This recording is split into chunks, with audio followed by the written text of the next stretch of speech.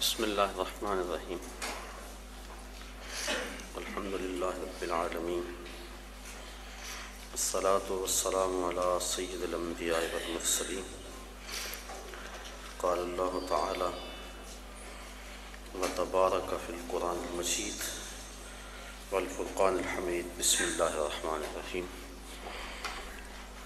وَلِلَّهِ عَلَى النَّاسِ حِجُّ الْبَيْتِ مَنِ اسْتَطَاعَ إِلَيْهِ سَبِيلًا صدق اللہ مولانا العظیم وصدق رسولہ النبی الکریم الرؤوف الرحیم اللہم نوّر قلوبنا بالقرآن وزین اخلاقنا بالقرآن وادخلنا الجنة بالقرآن ونجنا من النار بالقرآن قال اللہ تعالی وتبارک فی شان حبیبہ مخبرا وآمرا ان اللہ وملائکتہ یصلون علی النبی یا ایہا الذین آمنوا صلوا علیہ وسلموا تسلیما الصلاۃ والسلام علیک یا رسول اللہ وعلی آلک واصحابک یا حبیب اللہ الصلاۃ والسلام علیک یا رسول اللہ وعلی آلک واصحابک یا محبوب رب العالمین۔ تمام حمد و ثنا، تعریف و توصیف اللہ جل مجدہ الکریم کی ذات پاک کے لیے جو خالق کائنات بھی ہے اور مالک شش جہات بھی۔ اللہ جل وعلا کی حمد و ثنا کے بعد حضور نبی اکرم شفیع امم رسول محتشم نبی مکرم اللہ کے پیارے امت کے سہارے رب کے محبوب دانائے غیوب مالک رقاب امم فخر عرب و عجم والی کون و مکان سیاہ لا مکان سید انس و جاں سرور لالا رخاں نیر تاباں سرنشین مہوشاں ماہ خوباں شہنشاہ حسینہ تتمہ دوراں سر خیل زہرہ جمالاں جلوہ صبح ازل نور ذات لم یزل باعث تکوین عالم فخر آدم و بنی آدم نیر بطحا رازدار ما اوہا شاہد ما طغا صاحب علم نشرہ معصوم آمنہ احمد مجتبیٰ حضرت محمد مصطفیٰ صلی اللہ علیہ وسلم کے حضور ناز میں اپنی محبتوں عقیدتوں اور ارادتوں کا خراج پیش کرنے کے بعد انتہائی واجب الاحترام ذوی الاحتشام برادران اسلام السلام علیکم ورحمۃ اللہ وبرکاتہ۔ موسم حج ہے اور گلی گلی سے اہل محبت کے قافلے سوئے حرمین روانہ ہو رہے ہیں۔ اللہ تعالیٰ جل شانہ نے قرآن مجید فرقان حمید میں ارشاد فرمایا کہ لوگوں پر اللہ کے لیے بیت اللہ کا حج لازم ہے جو کوئی راستے کی استطاعت رکھے۔ حج لغت میں قصد کو کہتے ہیں، اصطلاح شریعت میں مخصوص ارکان کی ادائیگی کے لیے حرمین کے سفر کی جو نیت کی جاتی ہے اور وہاں حاضری کے لیے بندہ پہنچتا ہے اس کو حج کہتے ہیں۔ حضور نبی رحمت شفیع معظم رسول محتشم صلی اللہ علیہ وآلہ وسلم نے ارشاد فرمایا جب انسان حج کرتا ہے تو وہ ایسے گناہوں سے پاک ہو جاتا ہے جس طرح ابھی ماں کے پیٹ سے اس نے جنم لیا ہو۔ ماں قبل کے تمام گناہوں کا حج کفارہ ہے، اور اگر کوئی استطاعت رکھنے کے باوجود حج نہیں کرتا تو حدیث میں سخت وعیدیں موجود ہیں۔ حضور کے ایک فرمان کے مطابق جو شخص استطاعت رکھنے کے باوجود حج نہیں کرتا، فرمایا وہ یہودی مرے یا عیسائی مرے، ہمیں اس سے کوئی غرض نہیں ہے۔ اور ایک حدیث کے لفظ ہیں کہ حج میری امت کے ضعیف لوگوں کا جہاد ہے۔ حج کی فضیلت کے عنوان سے کتب حدیث کے اندر بہت کچھ موجود ہے۔ صاحب استطاعت پر زندگی میں ایک مرتبہ حج کرنا فرض ہے۔ 5 سال کے بعد جو حج کی تاکید کتب احادیث میں موجود ہے تو علماء نے اس کو استحباب پر محمول کیا ہے کہ جو غنی ہے، صاحب استطاعت ہے، اس کو چاہیے کہ 5 سال کے بعد وہ حج کرے، لیکن فرض زندگی میں صرف ایک مرتبہ ہے۔ ایک مرتبہ واجب ہوا، اس نے ادا کر لیا تو وجوب اتر گیا، لیکن ویسے اس کے لیے مستحب یہ ہے کہ وہ ہر 5 سال کے بعد کر لے اگر وہ استطاعت رکھتا ہے، چونکہ حج کرنے سے اللہ تعالیٰ غنا عطا فرماتا ہے۔ جب بندہ حج کرے اللہ اسے غنی کر دیتا ہے، اس کے رزق میں بھی برکت فرماتا ہے، اس کے دین میں بھی برکت فرماتا ہے۔ ایک حدیث کے لفظ ہیں، حضور نے ارشاد فرمایا کہ حج کرو غنی ہو جاؤ گے، سفر کرو صحت پاؤ گے۔ تو حج سے غنا ملتا ہے اور سفر سے صحت ملتی ہے۔ زندگی میں ایک مرتبہ حج کی فرضیت پر دلیل وہ معروف روایت ہے جو آپ نے متعدد مرتبہ علماء سے سماعت کی ہوئی ہوگی کہ حضور نے ارشاد فرمایا لوگوں حج کے لیے آیا کرو۔ تو ایک شخص نے عرض کی حضور ہر سال آیا کریں۔ آقا کریم خاموش رہے، کوئی جواب نہیں دیا۔ اس نے پھر پوچھا حضور ہر سال آیا کریں، ہر سال حج فرض ہے؟ حضور خاموش رہے، جواب مرحمت نہیں کیا۔ اس نے تیسری مرتبہ پھر سوال کیا تو آقا کریم نے پھر خاموشی اختیار کی، پھر وقفہ سکوت توڑتے ہوئے فرمایا تم سے پچھلی امتیں نبیوں پر کثرت سوالات کی وجہ سے ہلاک کر دی گئیں۔ لو قلت نعم لوجبت، اگر میری زبان سے ہاں نکل جاتی تو واجب ہی ہو جاتا۔ وہ زبان جس کو سب کن کی کنجی کہیں، اس کی نافذ حکومت پہ لاکھوں سلام۔ کہا اگر میری زبان سے ہاں نکل جاتی تو واجب ہی ہو جاتا۔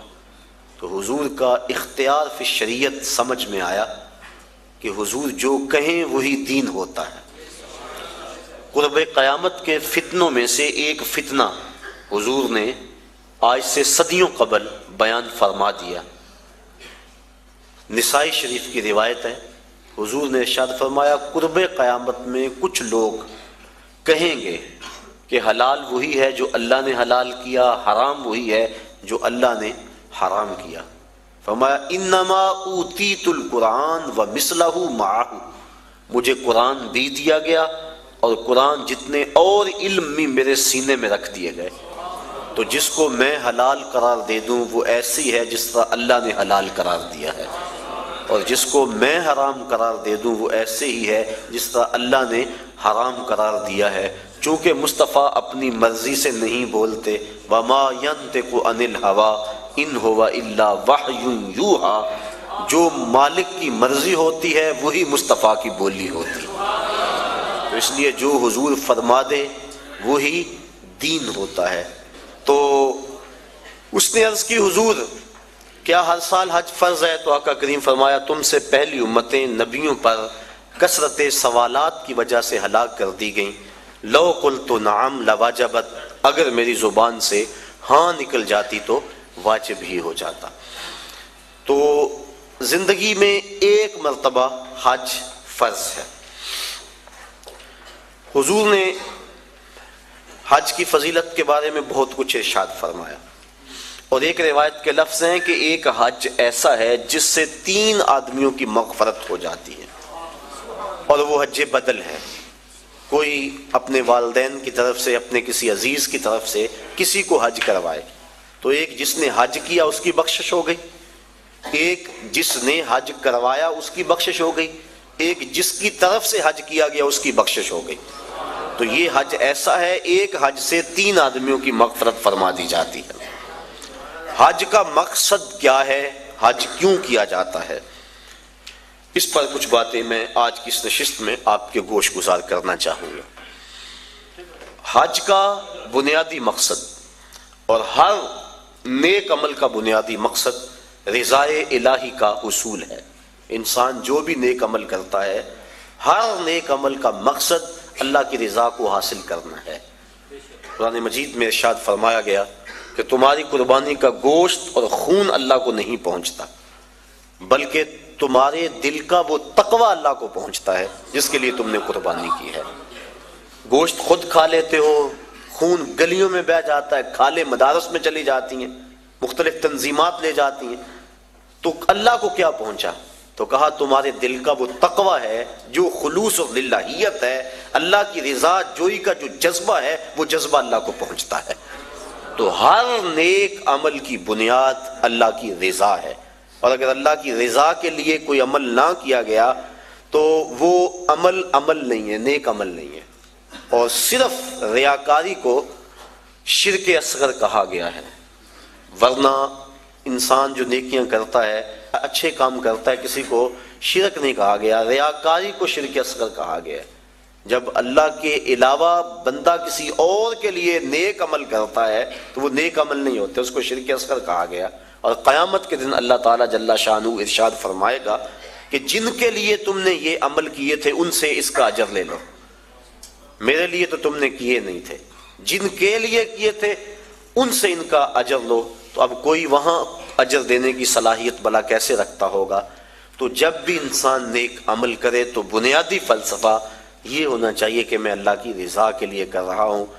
اور انما الاعمال بالنیات، یہاں بھی یہی مراد ہے کہ اعمال کا دار و مدار حسن نیت پر ہے، خلوص پر ہے۔ تو حج کا بھی باقی اعمال کی طرح پہلا بنیادی مقصد اللہ کی رضا کو حاصل کرنا ہے۔ حج کا دوسرا مقصد، حج مسلمانوں کا عالمی اجتماع ہے۔ اسلام نے ایک نظام دیا، محلے کی سطح پہ مسلمانوں کا اجتماع نماز با جماعت ہے، علاقے کی سطح پہ مسلمانوں کا اجتماع جمعۃ المبارک ہے، شہر کی سطح پر مسلمانوں کا اجتماع عیدین ہے، اور عالمی اجتماع حج ہے۔ یہ ترتیب ہے اسلامی نظم کی اور اسلامی اجتماعیت کی۔ حج مسلمانوں کا عالمی اجتماع ہے،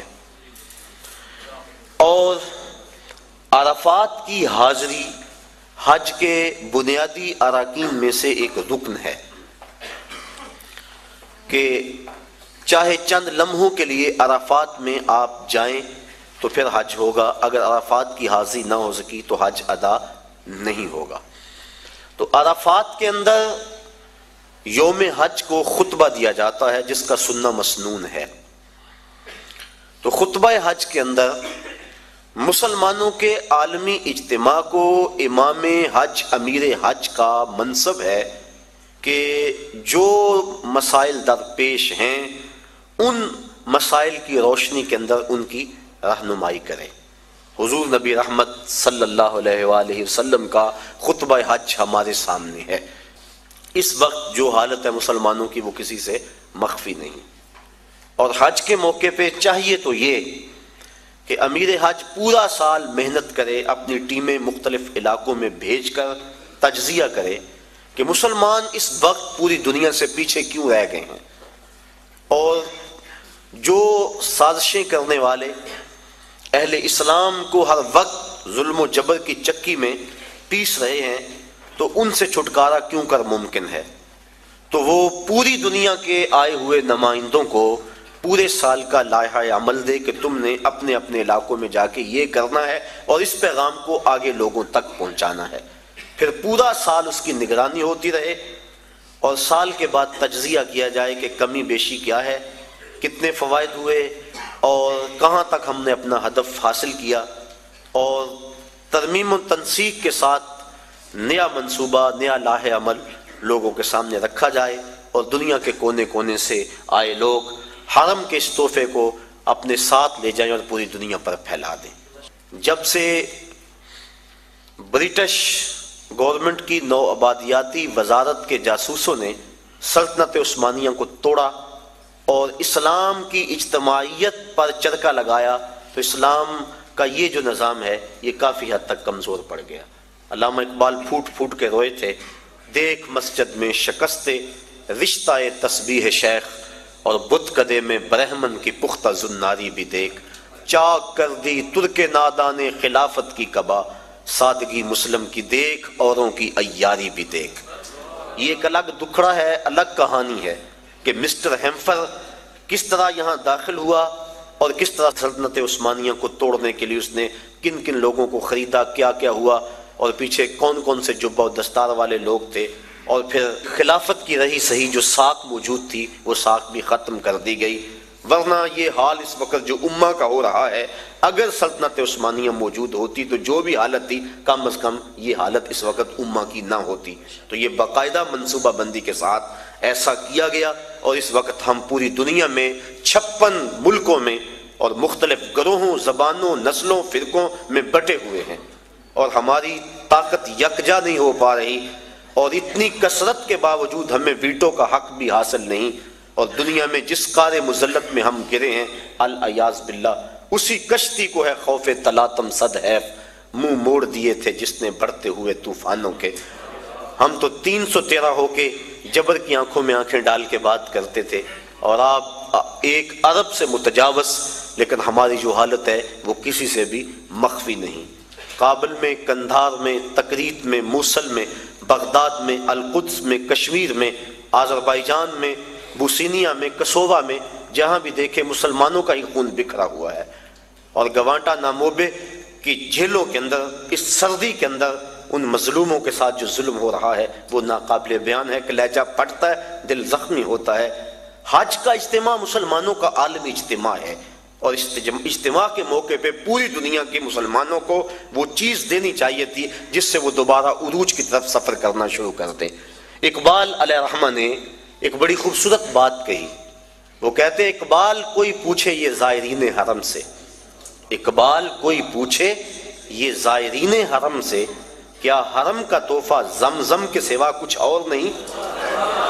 کہ جو بھی جاتا ہے آب زمزم لا کے ہمیں پلاتا ہے۔ اقبال کہتے ہیں وہاں سے جو نور لے کر آئے ہو، جو پیغام لے کر آئے ہو، وہ پیغام بھی تو ہمیں دو نا۔ کھجوریں اور آب زمزم ہمیں پلا دیتے ہو، حرم کا اور بھی تحفہ ہے جو لینے کے لیے تم وہاں گئے تھے۔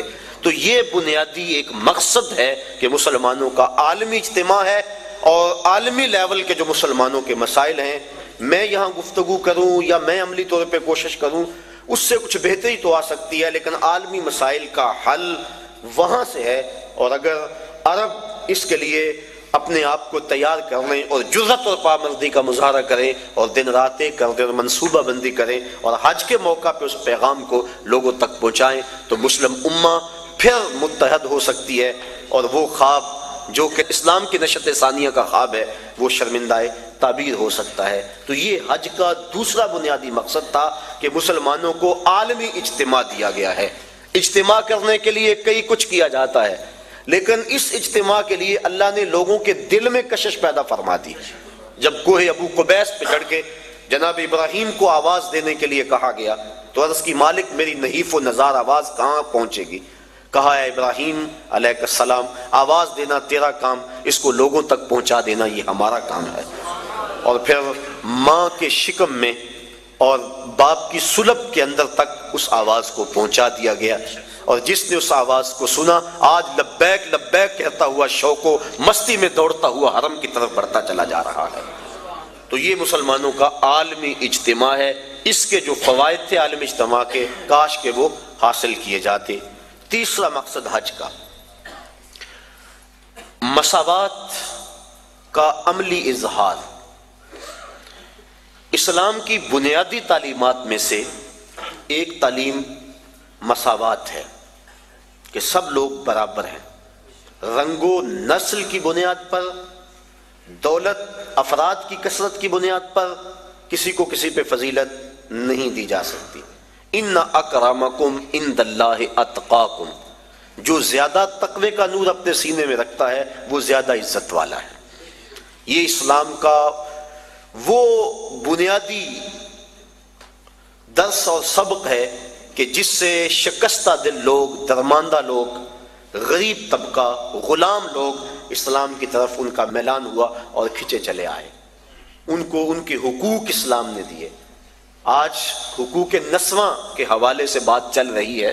میں نے پچھلے دنوں کے اندر ہمدرد حال کے اندر ایک فورم پہ کہا تھا کہ دنیا کے بڑے بڑے دانشور اور دنیا کے بڑے بڑے مذاہب اور مغرب جو آج عورتوں کو حقوق دینے کی بات کرتا ہے، اگر تاریخ میں ہم تاریخ کے جھونکوں سے جھانک کے دیکھیں تو یہ تو عورت کو انسان ماننے کے لیے تیار نہیں تھے۔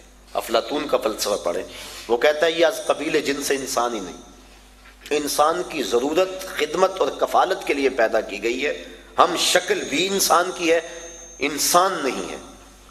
اور کسی نے کہا کہ یہ بدی کا سر چشمہ ہے، کسی نے اس کو اللہ کے قرب کے راستے کی سب سے بڑی رکاوٹ گردانا، اور کسی مذہب نے اس کے قتل کو جائز قرار دیا۔ یونانیوں کا فلسفہ پڑھ لیں۔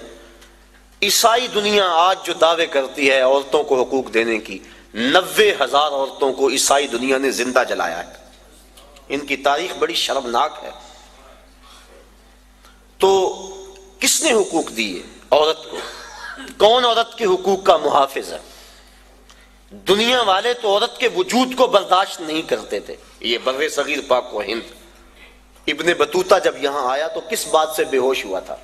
اس نے ایک منظر دیکھا کہ ایک شخص فوت ہو گیا، اس کی بیوی کو ابھارا گیا کہ تیرا خامد مر گیا، جیون ساتھی پتی مر گیا، اب تو نے جی کے کیا لینا ہے؟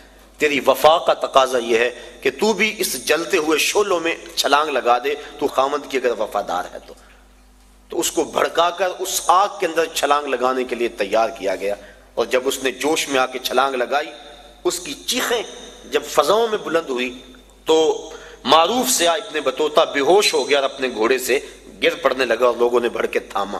رسم ستی کے نام سے بر صغیر کے اندر عورتوں کو خامدوں کے ساتھ زندہ جلایا جاتا تھا، اور عربوں کی تاریخ آپ جانتے ہیں کہ وہ تو بیٹی کے وجود کو برداشت نہیں کرتے۔ حق دینا تو بات کی بات ہے، وہ تو وجود کو گوارا نہیں کرتے تھے۔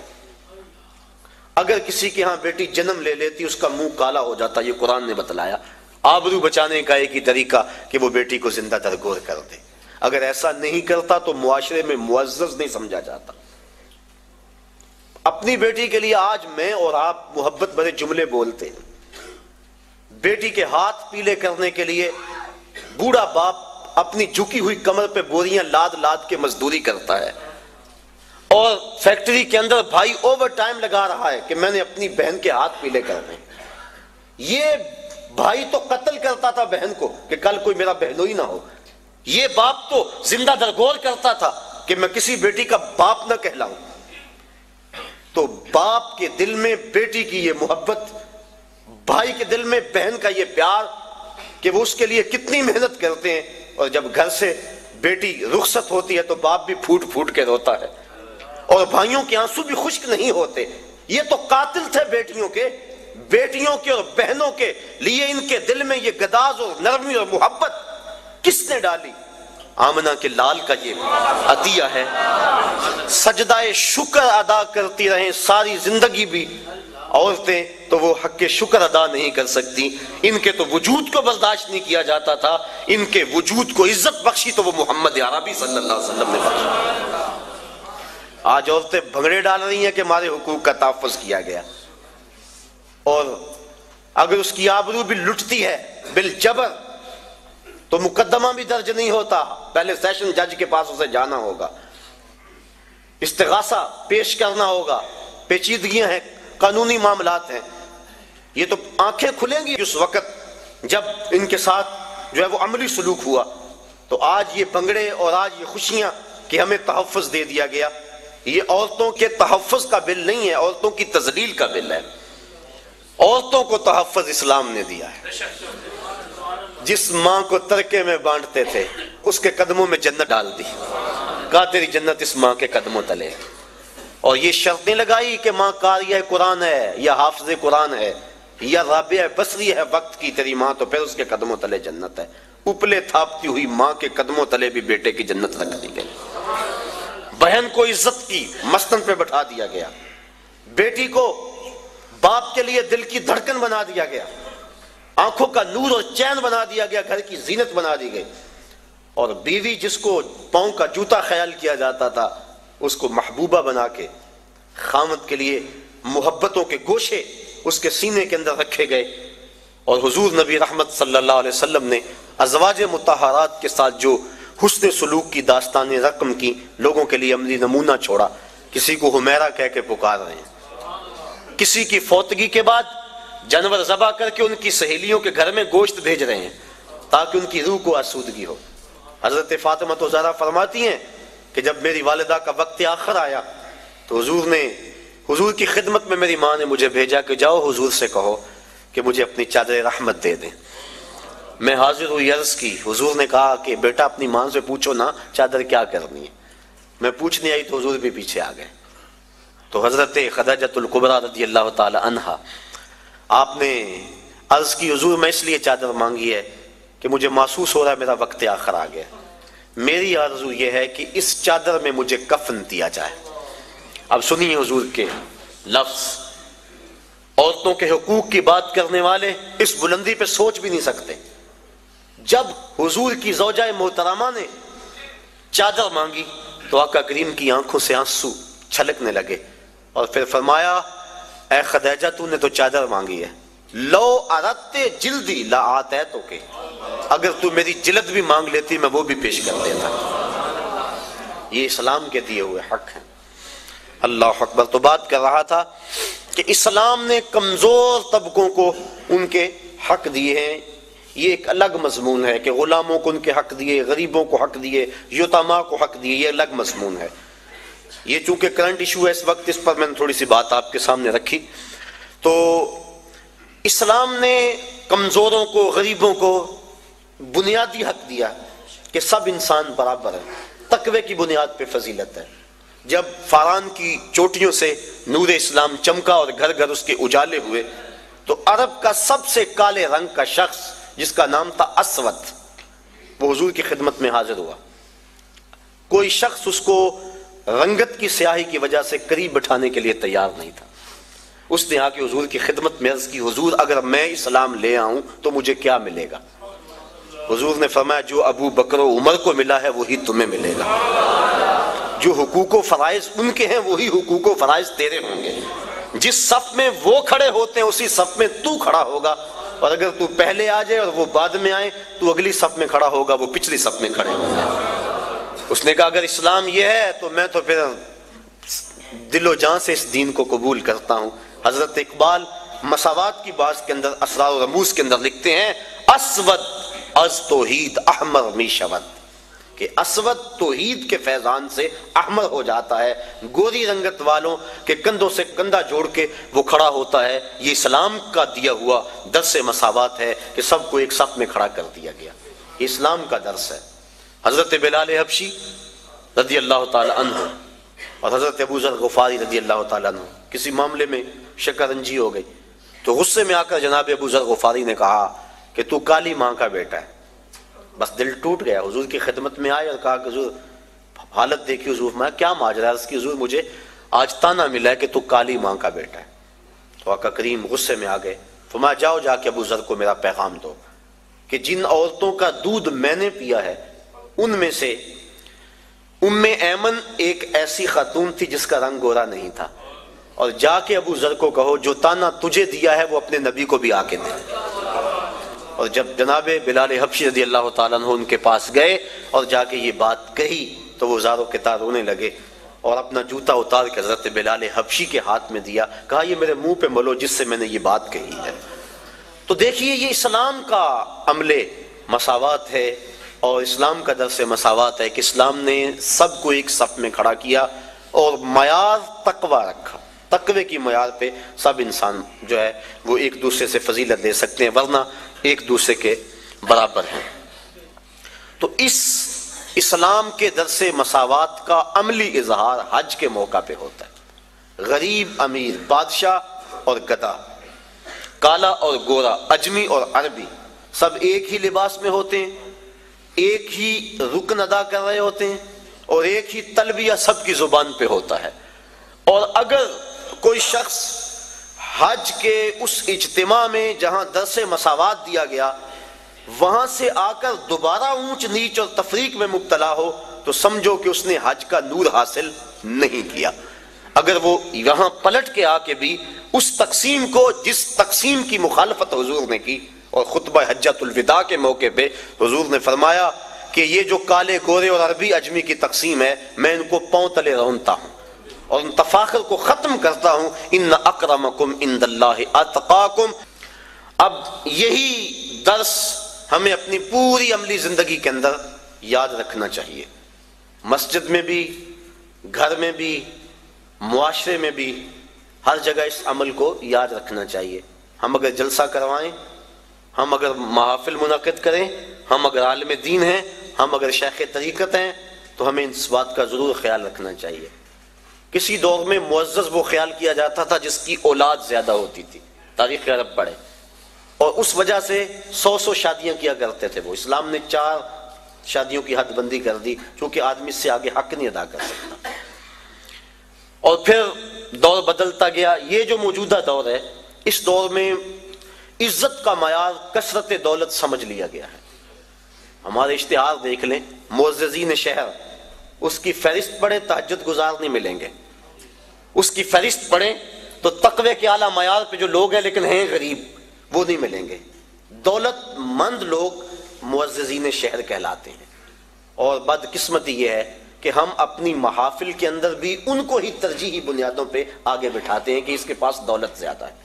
یہ اسلام کا جو عملی درس ہے مساوات کا، یہ اس کا قتل عام اسٹیجوں پہ ہوتا ہے۔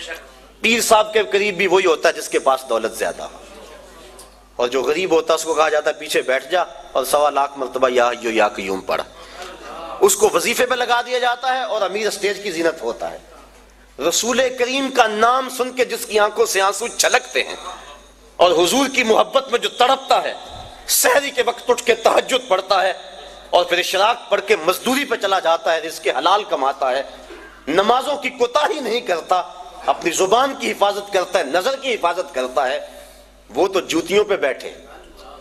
اور جو اسمبلیوں کے اندر اسلامی حدوں کا مذاق اڑائے اور جس کے بارے روز ہم نماز میں کہہ چکے ہیں وَنَخْلَعُ وَنَتْرُكُ مَن يَفْجُرُكَ، اے اللہ جو تیرے حکموں کو توڑے گا ہم اس سے قطع تعلق کریں گے، اس کو ہم اسٹیج کی زینت بنائیں کہ یہ ایم پی اے صاحب ہیں، یہ ایم این اے صاحب ہیں، یہ دولت مند ہیں، اس کے پاس دولت کے انبار موجود ہیں۔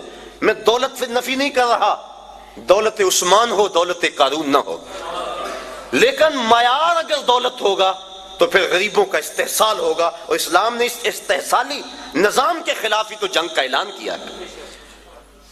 تو یہ مساوات کا درس حج کا درس ہے۔ اس بات کو اچھی طرح سے ذہن میں رکھا جائے اور اپنی عملی زندگی کے اندر ترجیح کس کو دی جائے؟ جو تقوی والا ہے۔ کبھی ایسا بھی ہو کہ ڈھونڈے ہمارے محلے میں سب سے زیادہ متقی کون ہے، آج مہمان خصوصی محفل نعت میں وہ ہوگا، بوڑھا ہے، کپڑے پھٹے ہیں، پیوند لگے ہوئے ہیں، جوتا ٹوٹا ہوا ہے، لیکن تہجد بھی پڑھتا ہے، اشراق بھی پڑھتا ہے، چاشت بھی پڑھتا ہے، گمنام ہے، کوئی پوچھنے والا نہیں ہے، حضور کا نام سن کے آنکھیں چھلکتی ہیں۔ ذرا وہ محفل نعت میں صدارت کی کرسی پہ بیٹھا ہو، لطف نہ آ جائے؟ لیکن بدقسمتی ہے، اور میں بات کہہ دیتا ہوں، اپنے بھی خفا مجھ سے ہیں، بیگانے بھی ناخوش، کہ میں زہر حلاحل کو کبھی کہہ نہ سکا کند، بات وہی کہتا ہوں سمجھتا ہوں جسے حق، نئے ابلہ مسجد ہوں نئے تہذیب کا فرزند۔ کبھی ایسا بھی ہوتا ہے کہ آج جو محفل نعت میں مہمان خصوصی ہے، کل وہ شراب خانے میں تھا، اور ہم اس کے لیے نہ کیا کیا زمین و آسمان کے کلابے ملا دیتے ہیں۔ خدا را یہ ظلم اللہ کے گھر میں نہ کریں، محافل نعت میں یہ ظلم نہ کریں، آستانوں پہ یہ ظلم نہ کریں، تقوی کو بنیاد بنائیں اور تقوی کو معیار ٹھہرائیں۔ تو جب تقوی کو معیار بنائیں گے تو دیکھنا کہ کس طرح تقوی میں دوڑ لگتی ہے۔ جب دین میں بھی عزت دولت سے ہے، دنیا میں بھی عزت دولت سے ہے، تو پھر کس کا جی چاہے گا کہ روکھی سوکھی کھائے اور حلال کی کمائے اور حرام کے قریب نہ جائے؟ جب پیر بھی عزت دولت کو دیتا ہے، مولوی بھی عزت دولت کو دیتا ہے، شیخ بھی دولت کو عزت دیتا ہے، معاشرہ بھی دولت کو عزت دیتا ہے، تو جہاں عزت ہو انسان وہاں لپکتا ہے۔ یہ فطرت ہے انسان کی۔ کبھی آپ نے دیکھا ہو بارش ہو نا، پاؤں پھسل جائے اور بندہ گر پڑتا ہے، تو یہ بعد میں دیکھتا ہے کہ مجھے چوٹ لگی ہے یا کہ نہیں لگی، پہلے دیکھتا ہے مجھے کسی نے دیکھا تو نہیں۔ یہ فطرت ہے انسان کی، اسے اپنی عزت اپنی جان سے زیادہ عزیز ہے، تو جہاں عزت ملتی ہے وہاں بڑھتا ہے۔ تو اگر اس کو یہ سبق دیا جائے کہ جس کے پاس دولت ہے اس کے پاس عزت ہے، تو دولت کی دوڑ لگے گی۔ اور اگر معاشرے میں علماء، مشائخ، ذمہ دار لوگ یہ شعور دیں گے کہ جس کے پاس تقوی کا نور زیادہ ہے وہ معزز ہے، تو دیکھنا مسجدوں کی رونقیں بڑھتی ہیں یا کہ نہیں بڑھتی۔ تو یہ اسلام کا عملی درس ہے حج کے موقع پہ مساوات کا۔ حج کا چوتھا مقصد، یہ جو گفتگو ہے، یہ جو مضمون ہے، یہ تفصیل طلب ہے۔ اس حوالے سے بہت سے دکھڑے ہیں میرے سینے کے اندر، اور ہمارے معاشرے کے اندر جو کچھ ہے یہ آپ بھی اس سے باخبر ہیں اور میں بھی باخبر ہوں۔ انشاءاللہ زندگی رہی تو کبھی اس پر گفتگو کریں گے، لیکن اگر اب اس پہ میں بات کی تو پھر کافی وقت جو ہے وہ گزر جائے گا۔ معاشرے کے وہ محروم طبقے اور عدم مساوات کا جو انداز ہمیں نظر آتا ہے معاشرے کے اندر، اس سے معاشرے میں جرائم پھیل رہے ہیں، اس سے معاشرے کے اندر ظلم اور جبر پھیل رہا ہے، اس سے معاشرے کے اندر بے سکونی ہے اور طمانینت کا نور کسی کے پاس نہیں ہے۔ میں نے جمعۃ الوداع کے موقع پہ کہا تھا کہ ایک طرف تو حال یہ ہوتا ہے کہ امیر کا بگڑا ہوا بچہ گولڈن سیب کا ایک کونا کاٹ کے دوسرا کتے کے آگے ڈال رہا ہوتا ہے، اور دوسری طرف عید کے دن بھی بیوہ کا یتیم بچہ چھابڑی لگا کے آلو چھولے بیچ رہا ہوتا ہے۔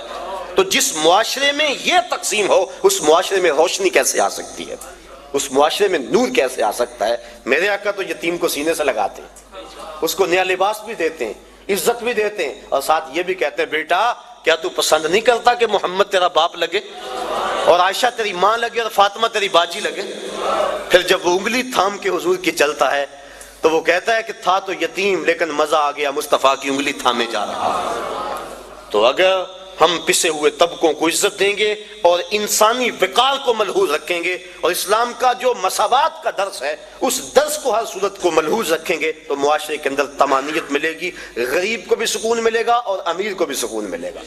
اور وہ لوگ قابل داد ہیں کہ جو دولت کی کثرت کے باوجود تکبر کی اس خصلت سے اور نمایاں ہونے کی اس آرزو سے مبرہ ہیں، ایسے لوگوں کی کمی بھی معاشرے کے اندر نہیں ہے۔ جگہ جگہ ہمارا بھی جانا ہوتا ہے، کچھ لوگ ایسے ہوتے ہیں کہ دولت کی کثرت کے باوجود ان کے اندر عجز، خاکساری اور انسانی ہمدردی کے جو جذبے ہیں وہ قابل داد ہیں، اور میں ان پہ جتنی بھی داد ان کو دوں کم ہے۔ اللہ تعالیٰ ان کی عزتوں میں مزید فراوانی عطا فرمائے۔ گلی گلی کوچے کوچے ایسے لوگ بھی بکھرے ہوئے ہیں۔ حج کا یہ تیسرا مقصد تھا مساوات۔ حج کا چوتھا مقصد ہمیں ہمارے ماضی سے جوڑنا ہے۔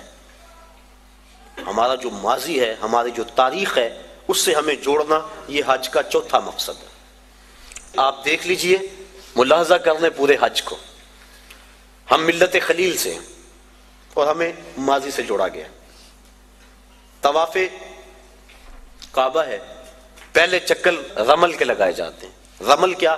جس طرح پہلوان اکھاڑے میں چلتا تھوڑا سا ٹہل ٹہل کے کندھے چکا کے، اس طرح طواف کرو، پہلے چکر رمل کے لگاؤ۔ اللہ کا گھر اور اکڑ کے چلیں، لیکن تاریخ ڈھونڈی تو یوں ماجرا سامنے آیا کہ فتح مکہ کے دن کافر چھتوں پہ تھے، مسلمان شب و روز ہجرت مدینہ کے بعد جنگوں کی محنت، دین کے لیے تگ و تاز اور جد و جہد میں مصروفیت کی وجہ سے سخت کمزور تھے۔ کافروں نے کہا دیکھو مکے میں تھے تو آسودہ تھے، یہاں سے چلے گئے نا تو دیکھو کیا حال ہو گیا۔ آقا کریم فرمایا ذرا تم تھوڑا سا ٹہل کے چلو تاکہ انہیں پتہ چلے ہم ماڑے نہیں تگڑے ہیں۔ ان کو دکھلانے کے لیے اس انداز کے ساتھ پہلے چکر رمل کے لگوائے اللہ کے گھر کے سامنے۔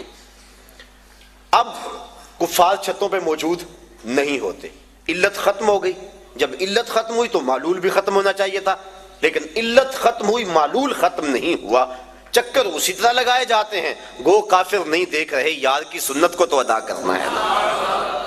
تو یہ ماضی سے ہمیں جوڑا جا رہا ہے، ہمارا ذہن پلٹ کے ادھر چلا جاتا ہے اور فتح مکہ کا منظر آنکھوں کے سامنے گھوم جاتا ہے اور اسلام کی شان و شوکت سمجھ میں آتی. اب طواف کر لیں تو حجر اسود کو چومنا ہے. حجر اسود ایک پتھر ہے سیاہ رنگت کا، اور اس کو بھڑ بھڑ کے چوما جاتا ہے. انسان اپنی اکلوتی اولاد کے لیے اتنی کشش نہیں پاتا اپنے دل میں جتنی اس پتھر کے لیے پاتا ہے. تو کیا کشش ہے اس پتھر میں. حضرت عمر فاروق طواف کرتے کرتے رک گئے اور کہا اے حجر اسود، میں تجھے کبھی نہ چومتا اگر میرے رسول نے نہ چوما ہوتا. اب حجر اسود کے بعد آئیں مقام ابراہیم پہ آ کے 2 نفل پڑھے. اللہ تعالیٰ نے اس کو کہا کہ اس کو مصلی بنا لو، کیوں کہ اس پتھر پہ میرے خلیل علیہ السلام کے قدم لگے. میرے گھر کا طواف کر لیا، لیکن اگر محبت کی ریت سمجھتے ہو اتنی دیر تک طواف نہیں مانوں گا جتنی دیر تک تمہاری پیشانی وہاں نہ آئے جہاں میرے یار کے قدم آئے. کہ اس کو مصلی بنا لو.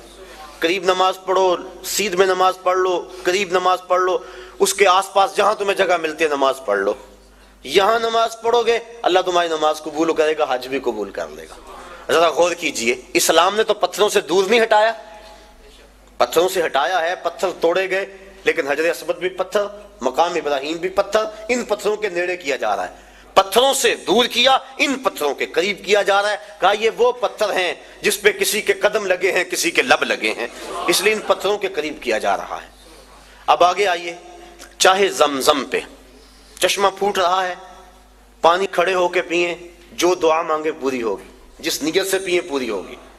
دنیا کے اوپر جتنے بھی چشمے جاری ہیں، وہ کشمیر میں ہوں یا دنیا کے کسی اور خطے میں، وہ چشموں کو جاری کرنے والا کون ہے؟ اور چاہے زمزم کو جاری کرنے والا کون؟ سب چشموں کا خالق اور جاری کرنے والا اللہ. تو اس چشمے کو بھی اللہ نے جاری کیا، باقی دنیا کے چشموں کو بھی اللہ نے ہی جاری کیا، لیکن اس چشمے کا پانی کھڑے ہو کے پئیں، اس کا پروٹوکول ہے، اعزاز ہے. باقی چشمے بھی اللہ کے جاری کردہ، اس میں کیا خصوصیت ہے؟ اس لیے کہ اس چشمے نے اللہ کے نبی کے قدموں کے بوسے لیے ہیں، حضرت خلیل کے فرزند ارجمند حضرت اسماعیل کے بوسے لیے، ان کے قدموں کے بوسے لیے. اور جس نیت سے پیو، علماء کہتے ہیں اس نیت کو اللہ پورا فرما دیتا ہے. سین حرم میں بڑا ہجوم تھا، ایک بہت بڑے محدث آئے ہوئے تھے، لوگ ان کی زیارت میں بڑھتے تھے، رش بڑا تھا، جو مسافہ کرتا دھکا لگتا آگے چلا جاتا. پھر دوسرا آدمی آ جاتا. ایک آدمی نے دیکھا، اس کا جی چاہا کہ میں ان بزرگوں کے پاس چند لمحوں کے لیے بیٹھوں، چونکہ اللہ والوں کی صحبت بہت بڑی دولت ہے، اگر مل جائے تو غنیمت سمجھنا چاہیے. تو وہ چاہے زمزم پہ آئے، آب زمزم پیا، اور پھر ان بزرگوں کے پاس جا کے کہنے لگے ایک مسئلہ پوچھنے آیا ہوں. انہوں نے کہا پوچھو. کہا سنا ہے آب زمزم جس نیت سے پیو وہ نیت پوری ہو جاتی ہے، تو کیا یہ ٹھیک ہے؟ تو وہ محدث جن کے پاس ایک لمحہ بھی نہیں تھا، لوگ لائن میں آتے اور آگے جاتے، کہنے ہاں بالکل ٹھیک ہے. کہا پھر میں ابھی آب زمزم پی کے آیا ہوں اور اس نیت سے پی کر آیا ہوں کہ آپ سے اللہ کے رسول کی 100 حدیثیں سنوں گا، یہ ہے میری نیت، اور ابھی میں پی کے آیا ہوں. تو وہ فرمانے لگے بیٹھ جا، پھر باقی کام بعد میں ہوں گے، پہلے 100 حدیثیں سن لیں. تو آب زمزم جس نیت سے پیا جائے وہ نیت پوری ہوتی ہے. کیا اعزاز ہے اس میں کہ اس نے اللہ کے نبی حضرت اسماعیل علیہ السلام کے قدم چومے. آگے آج صفا مروہ پہ میں یہ عرض کرنا چاہ رہا ہوں، آج کا مقصد ہے ہمیں ماضی سے جوڑا جا رہا. صفا مروہ نصف میل کی دوڑ ہے اور 7 چکر میں 3.5 میل بن جاتے ہیں. حاجی تھکا ہوا ہوتا ہے لیکن اس کو یہاں حکم ہے دوڑنے کا، اور وہاں عجیب مستی میں لوگ دوڑ رہے ہیں، بچے بھی، بوڑھے بھی، جوان بھی، مرد و زن. جن سے دوڑا نہیں جاتا وہ ریڑیوں کے اندر ان کو ڈالا ہوا ہے، ان کو کھینچا جا رہا، وہ بھی دوڑ رہے ہیں. میلین اخضرین کے اندر تو جو ہے وہ عجیب سما ہوتا ہے، سروں کا سمندر نظر آتا ہے. دوڑنا بھی کوئی عبادت ہے، دوڑے جا رہے ہیں. مقصد کیا؟ حضرت حاجرہ تو اس لیے دوڑی تھی کہ ان کو بیٹے کے لیے پانی چاہیے تھا. حاجی کی بغل میں پانی کی بوتل ہوتی ہے، اور وہ تو اس لیے دوڑی تھی کہ بیٹے کے لیے پانی کی تلاش تھی، اور یہاں حاجی کے ساتھ بیٹا بھی دوڑ رہا ہوتا ہے. ماں بیٹا، باپ بیٹا کٹھے دوڑ رہے ہیں، پانی کی بوتل بغل میں ہے لیکن دوڑ رہے ہیں. تو کیا یہ پانی کے لیے دوڑ رہے ہیں؟ نہیں. بیٹے کے لیے دوڑ رہے ہیں؟ نہیں. یہ تو محبوب کی ادا کو ادا کر رہے ہیں. اور حضرت حاجرہ نے اس وادی غیر ذی زرع کے اندر جس طرح جرأت و استقامت کا ثبوت فراہم کیا، آپ نے علماء سے سنا، تفصیل کا وقت نہیں، کہ جب جناب خلیل علیہ السلام سیدہ حاجرہ کو چھوڑ کے واپس پلٹنے لگے تو یہ سحر کا وقت تھا، تو حضرت حاجرہ بھر کے ان کا دامن تھام لیا، تمسکت بِأَزْيَالِهِ، دامن تھام کے پوچھنے لگی اس تنہائی اور غربت میں چھوڑ کے کہاں جا رہے ہو؟ وہاں انسانی وجود کیا حیوانی وجود بھی نہیں تھا۔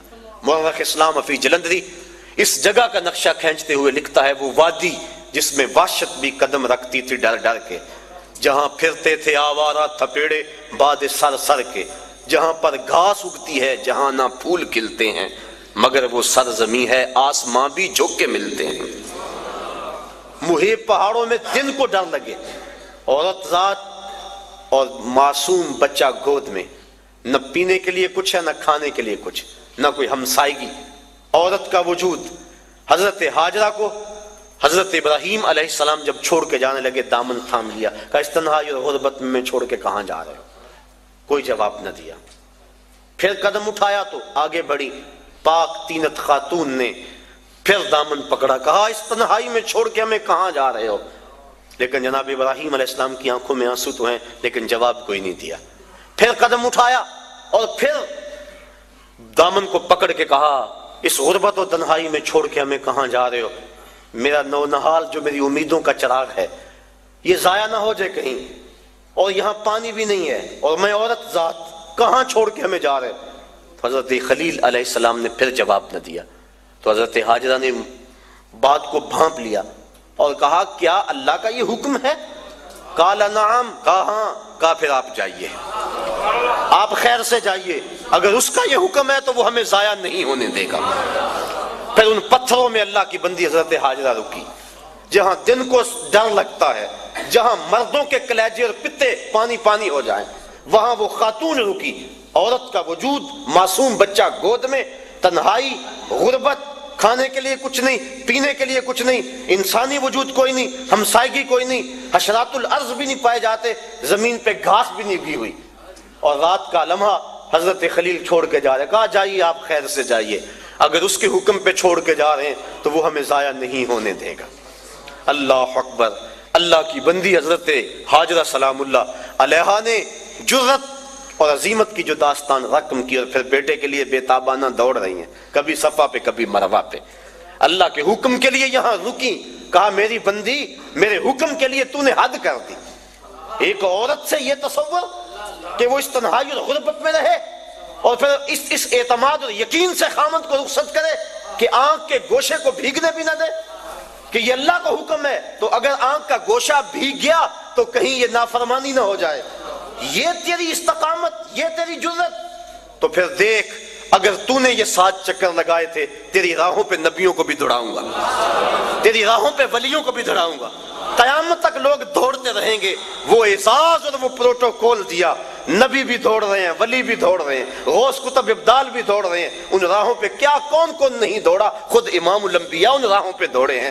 کہا دن کو جائیں دوڑ لگی ہوئی ہے، رات کو جائیں دوڑ لگی ہوئی ہے، پچھلے پہر جائیں دوڑ لگی ہوئی ہے، سروں کا سمندر ہے، برستی بارش میں دیکھیں دوڑ لگی ہے، کڑکتی دھوپ میں دیکھیں دوڑ لگی ہے، اب تو وہاں بڑا کچھ بن گیا، جب کچھ نہیں تھا پھر بھی دوڑ لگی تھی، کبھی وہ سائی موقوف نہیں ہوئی، لوگ دوڑے جا رہے ہیں دوڑے جا رہے ہیں، چاہیے کیا؟ کچھ بھی نہیں چاہیے، پانی چاہیے نہیں، بیٹا چاہیے نہیں، دوڑ لگی ہوئی ہے۔ کہا میری بندی تو نے حد کر دی، اب قیامت تک تیرے نام کے پھریرے لہراتے رہیں گے۔ اللہ اکبر۔ اب یہ دیکھو یہ بھی ماضی سے میں جوڑا جا رہا ہے، اب آگے بڑھ جائیں، جب سائی مکمل کر لیں تو قصر کرائیں یا حلق کروائیں، سر مڈوا دیں۔ یہ سر کیوں مڈوایا گیا؟ اس لیے کہ بال اتر جائیں، پھر غسل ہوگا، احرام اتر جائے گا تو انسان ہلکا پھلکا ہو جائے گا، تر و تازہ ہو جائے گا، بال اتر جائیں گے۔ یہ مقصد اگر ہوتا تو جس کے بال ہوتے اس کو تو حکم دیا جاتا، لیکن حکم ہے کہ ایک شخص پیدائشی طور پہ گنجا ہے، اس کے سر پہ ایک بال بھی نہیں ہے، اب اس کو حکم ہے کہ وہ خالی استرا لے اور اپنے سر پہ پھیرے۔ امراء الموسیٰ للکوسیٰ فی الحج، وہ لے استرا اور اپنے سر کے اوپر جلد کے اوپر خالی پھیرے، کوئی اسے دیکھے یوں کرتا ہوا تو کہے گا کہ یہ اس کی عقل ٹھیک ہے، سر پہ تو بال بھی نہیں استرا پھیر رہا ہے، بال ہوں تو استرا پھیرے، تو وہ اسے کہے گا میاں بالوں کو اتارنے کے لیے استرا کوئی نہیں پھیرتا، یہ تو محبوب کی ادا کو ادا کیا جا رہا ہے۔ اللہ اکبر۔ دیکھ لیں پورا حج دیکھ لیں، رمی جمار دیکھ لیں، شیطان کو کنکر مارے جا رہے ہیں. حضرت ابراہیم حضرت اسماعیل علیہ السلام کو تو نظر آیا تھا شیطان، حاجی کو نظر آتا ہے؟ اسلام تو ایک لمحہ بھی بے مقصد گزارنے سے روکتا ہے کہ ایک کام بھی بے مقصد نہ کرو. یہاں شیطان نظر بھی نہیں آ رہا اور پھر بھی کنکر پھینکے جا رہے ہیں. حضور کا نام آتا ہے نا لبوں پہ، ہم چوم کے آنکھوں سے لگا لیتے ہیں. بس طبیعتیں معترض ہیں. ہم کہتے ہیں یار مسند فردوس دلمی کی روایت ہے، حضرت آدم علیہ السلام جب چلتے تھے پیچھے آواز آتی تھی. پوچھا مالک یہ کیا ماجرا ہے؟ کہا تیری پشت میں نور مصطفیٰ رکھا ہے، فرشتے اس کی زیارت کے لیے تیرے پیچھے چلتے ہیں. کہا مالک وہ نور تو میں بھی دیکھنا چاہوں گا. کہا پھر اپنے ناخنوں میں دیکھو. جب ناخنوں میں ظہور ہوا تو چوم کے آنکھوں سے لگا لیا. تو ہم بھی اس سنت کو ادا کرتے ہیں، کہتے ہیں یہ تو لکیر کی فقیری ہے. انہیں تو نظر آیا تھا، تمہیں نظر آتا ہے؟ ہم کہتے ہیں مینا میں تمہیں نظر آتا ہے؟ تمہیں نظر نہیں آتا. لکیر کے فقیر وہاں بنتے ہو کہ نہیں؟ تم اس لکیر کے فقیر ہو، ہم اس لکیر کے فقیر بھی ہیں اور اس لکیر کے فقیر بھی ہیں. نظر آئے نہ آئے لیکن چوم کے آنکھوں سے لگاتے ہیں کہ یار کی سنت کو تو ادا کر رہے ہیں. تو پورا حج دیکھ لیں، ہمیں ہمارے ماضی سے جوڑا جا رہا ہے. یہ حج کا ایک جو ہے وہ بنیادی مقصد تھا. حج کے اور بھی کچھ مقاصد ہیں لیکن وقت میرے سامنے اتنا ہے کہ اس کے دامن میں اتنی گنجائش نہیں کہ میں تفصیل سے کسی اور عنوان سے گفتگو کروں. صرف 2 جملے. حج ہو گیا، واجبات بھی ادا ہو گئے، سنن بھی ادا ہو گئے اس کے، اور اس کے اراکین بھی ادا ہو گئے. اب حج مکمل ہو گیا. اب کیا کریں؟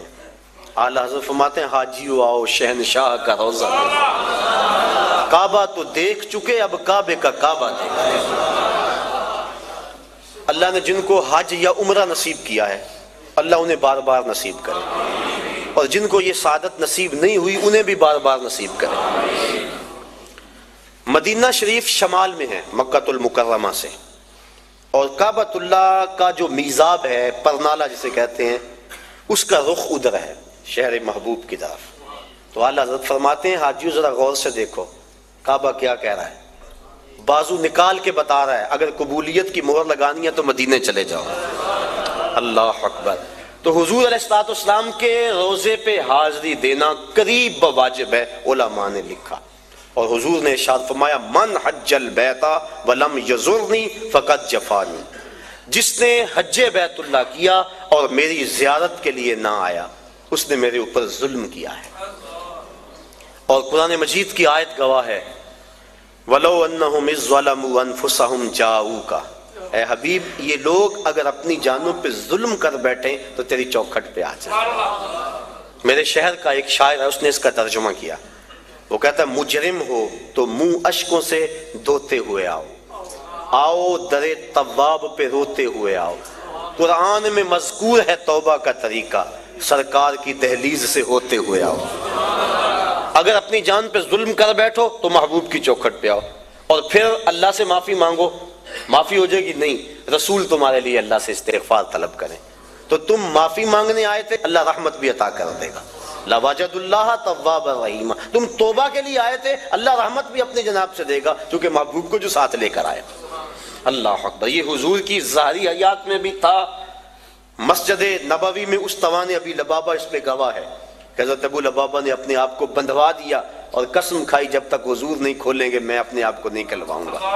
اور پھر جب آیت نازل ہوئی تو حضور کے غلاموں نے کہا بشارت ہو تیرے گناہ معاف کر دیے گئے. رسیاں کھولنے لگے، کہا پیچھے ہٹ جو حضور کھول لیں گے تو میں اپنے آپ کو کھلواؤں.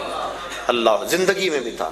اور اس پر علماء کا جزم ہے کہ انتقال ظاہری کے بعد بھی حضور علیہ السلام کے روزے پہ جا کے گناہوں کی بخشش کا سوال کرنا امت کو اس کا حکم ہے، اور جاؤکا کے اندر یہ بات داخل ہے. ابن کثیر مکی نے اس واقعہ کو بیان کیا ہے. الجامع لحکام القرآن کے اندر امام قرطبی نے بھی لکھا ہے، صاحب مدارک نے بھی لکھا ہے، اور بھی علماء نے کتاب الشامل کے اندر بھی بہت سارے درجنوں علماء نے بلکہ مفسرین کی ایک جماعت نے اس بات کو بیان کیا ہے کہ حضرت امام عطبی رحمۃ اللہ تعالی علیہ کہتے ہیں کہ میں حضور کے روزے کے پاس بیٹھا تھا، ایک شخص آیا اور کہنے لگا کہ حضور میں اللہ کا یہ فرمان پڑھ کے کہ اگر اپنی جانوں پہ ظلم کر بیٹھو تو آپ کی چوکھٹ پہ آؤ، میں حاضر ہو گیا ہوں، اب میرے گناہوں کی بخشش چاہیے. اور اس نے 2 شعر پڑھے. امام عطبی کہتے ہیں کہ وہ فریاد کر کے چلا گیا. وہ چلا گیا تو میری آنکھ لگ گئی، آنکھ لگی تو مقدر جاگ اٹھا، حضور کی زیارت نصیب ہوئی۔ میں بتا چکا ہوں، میرے سامعین اس بات کو جانتے ہیں کہ حضور نے فرمایا جس نے مجھے خواب میں دیکھا اس نے مجھے ہی دیکھا۔ شیطان خواب میں آ کر بھی میری مثل ہونے کا دعویٰ نہیں کر سکتا۔ دوسری بات، حضور فرمایا جس نے مجھے خواب میں دیکھا من رانی فی المنام فسیرانی فی الیقظہ، وہ ان قریب جاگتے بھی دیکھ لے گا۔ تیسری بات، جس کے خواب میں حضور آئے حضور قصد اور مرضی سے آئے۔ اور چوتھی بات کہ خواب میں اگر کسی کو حضور نے کچھ عطا کیا تو وہ محض وہم اور گمان نہیں تھا، حقیقت تھی۔ اگر وہ سیری کو چادر ملی صبح اٹھے تو کندھوں پہ موجود تھی۔ شاہ ولی اللہ محدث دہلوی فرماتے ہیں، اور یہ تمام مکاتب فکر کے نزدیک معتبر ہیں، فرماتے ہیں کہ خواب میں میرے والد شاہ عبد الرحیم رحمۃ اللہ تعالی علیہ کو حضور نے اپنے 2 بال عطا کیے، جب صبح اٹھے تو سرانے پہ موجود تھے اور وہ ان کی زیارت لوگوں کو کروایا کرتے تھے۔ اور آپ فرماتے ہیں کہ جب اس صندوق کو ہم لے کے چلتے تھے جس میں وہ بال تھے تو بدلی سایہ کیا کرتی تھی۔ تو حضور نے خواب میں اگر کسی کو کچھ عطا کیا تو وہ حقیقت میں عطا کیا، جو فرمایا وہ حق فرمایا۔ اور در ثمین فی مبشرات النبی الامین کے نام سے مارکیٹ کے اندر کتاب دستیاب ہے، جو شاہ ولی اللہ محدث دہلوی نے اپنے والد سے منقول روایات نقل کی ہیں جو خواب میں انہوں نے حضور سے سنی تھی اور ان کو انہوں نے حدیث قرار دیا ہے۔ اللہ اکبر۔ تو امام عطوی کہتے ہیں کہ میں سو گیا مقدر جاگا، حضور کی زیارت ہوئی اور حضور نے فرمایا قم یا عطبی والحق الاعرابی فبشرہ بالجنہ، آیا تبھی اٹھو اور جو دیہاتی یہاں ابھی آیا تو اس کو ڈھونڈو، جب مل جائے تو میری طرف سے جنت کی بشارت دے دو۔ اور مدارک کے لفظ ہیں، مدارک کے لفظ کہ وہ شخص آیا اور آ کے بیٹھ ہی گیا، کہا جب تک بخشش نہیں ہوگی اٹھوں گا ہی نہیں، اوزاروں کے تار روئے جا رہا ہے۔ تو وہاں لفظ ہیں فنودی من القبر انہ قد غفر لک، تو گنبد خضرا سے آواز آئی جا تجھے معاف کر دیا گیا۔ اس کے لیے آواز آئی، جو جتنی تڑپ سے جتنی محبت سے آئے اس کو اتنا ہی صلہ دیا جاتا ہے۔ اور 555 ہجری کا واقعہ ہے، اور اس کو تمام مکاتب فکر کے لوگ اپنی کتابوں میں درج کرتے ہیں۔ کتاب المناسک میں لکھا گیا، زکریہ سہارنپوری نے کتاب الحج میں لکھا، اور بھی بہت سارے لوگوں نے لکھا۔ حضرت شیخ احمد رفاعی رحمۃ اللہ تعالی علیہ بہت بڑے بزرگ ہوئے ہیں اور حضور کی اولاد سے تھے، کثرت سے درود پڑھا کرتے تھے۔ پھر حاضری کا موقع ملا، حضور کے روضے کے سامنے جا کے کھڑے ہوئے، عرض کی حضور پہلے آپ کے بیٹے کی روح آیا کرتی تھی اور آپ کا روحانی جواب پہنچتا تھا، آج جسم آ گیا اور آج میں نے جو ہے وہ جواب بھی اس انداز کا لینا ہے۔ 70,000 آدمی مسجد نبوی میں موجود تھے۔ حضرت غوث اعظم شیخ عبد القادر جیلانی رحمۃ اللہ تعالی علیہ فرماتے ہیں اتفاق سے میں بھی وہاں موجود تھا۔ پھر کیا ہوا کہ حضور کا بیٹا، حضور کا جگر پارا، حضور کی اولاد سے حضور کا لخت جگر جو ہے وہ وہاں حضور کے سامنے گزارش کی اور کھڑا رہا کہ حضور میں اب جواب اس طرح کا نہیں لینا۔ 70,000 آدمی نے دیکھا کہ گنبد خضرا سے حضور کا دست مبارک باہر آ گیا، اور حضرت امام رفاعی نے اس ہاتھ کو چوما، بوسے دیے، اور ان کی برکت سے جو مسجد نبوی میں اس وقت لوگ موجود تھے سب نے حضور کے مبارک ہاتھ کی زیارت کر لی۔ اللہ اکبر۔ اسی لیے امام مالک امام دار الہجرہ فرماتے ہیں کہ اگر کوئی شخص حضور کے روضے کی زیارت کر کے آئے، باقی 3 ائمہ کہتے ہیں وہ کہے میں حضور کے روضے کی زیارت کر کے آیا ہوں، لیکن امام مالک کہتے ہیں کہ وہ کہے کہ میں حضور کی زیارت کر کے آیا ہوں، اس لیے کہ حضور نے فرمایا جس نے میری وفات کے بعد میری قبر کی زیارت کی گویا اس نے میری زیارت کی۔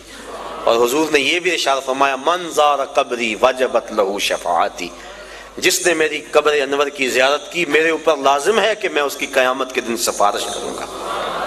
تو آؤ سرزمین مکہ حرم الہی کے انوار بھی لوٹیں اور سرزمین مدینہ میں حضور کی رحمتوں کے سائے تلے بھی بیٹھیں۔ مکہ بھی برکت والا، مدینہ بھی برکت والا، مکے کی حاضری کے کیا کہنے اور مدینہ کی حاضری کے کیا کہنے، بات لمبی ہو جائے گی، بہت لمبی۔ جب میں سفر حجاز کے لیے حاضر ہوا تو واپس لوگ ملنے کے لیے آئے تھے، بڑا لوگوں کو شوق تھا کہ ان سے داستان سنیں۔ میں نے جگہ جگہ ان دنوں کے اندر تذکرے مدینہ شریف کے اور حرم الہی کے کیے، تو دوست آ بیٹھے، وقت تھوڑا تھا، میں نے کہا کہ یار مختصر کہانی نہ سنا دوں، ایک تو لمبی کہانی ہے جو صدیوں پر پھیلی ہوئی ہے تو ختم نہیں ہو سکتی، ایک ایک لمحہ صدیوں پہ محیط ہوتا ہے، اور ایک کہانی 2 لفظوں میں سناؤں۔ انہوں نے کہا چلو وہ بھی سنا دو، تو میں نے کہا کعبۃ اللہ پہ پہلی نظر بڑی مشکل ہے اور روضہ رسول پہ آخری نظر بڑی مشکل ہے۔ تو یہ اس سفر کی داستان ہے، اس سفر کی کہانی ہے۔ اللہ مجھے آپ کو بار بار سفر حرمین نصیب فرمائے۔